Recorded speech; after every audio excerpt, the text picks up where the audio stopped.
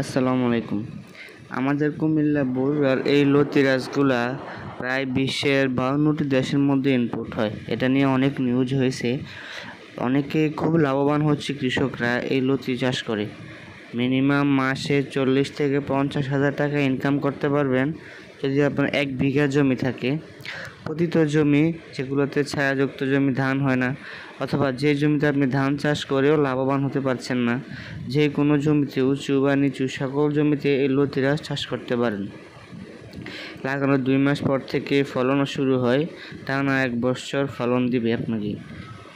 10 থেকে 12 মাস লতা বিক্রি হবে, চারা সেল হবে, শেষে কাঠটাও সেল করতে পারবে ভালো একটা অ্যামাউন্টে।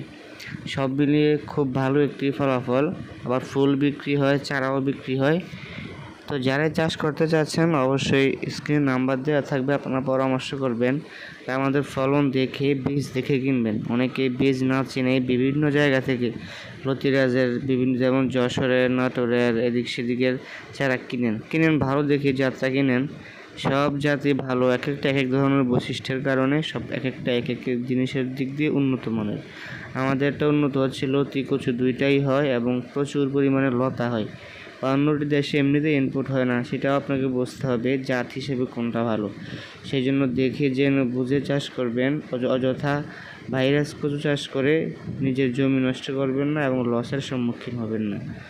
আগে একবার অবশ্যই যারা চাষ করে তাদের সাথে পরামর্শ করবেন। আমার নাম্বার দেওয়া আছে, যে কোনো সময় কল করবেন। ধন্যবাদ।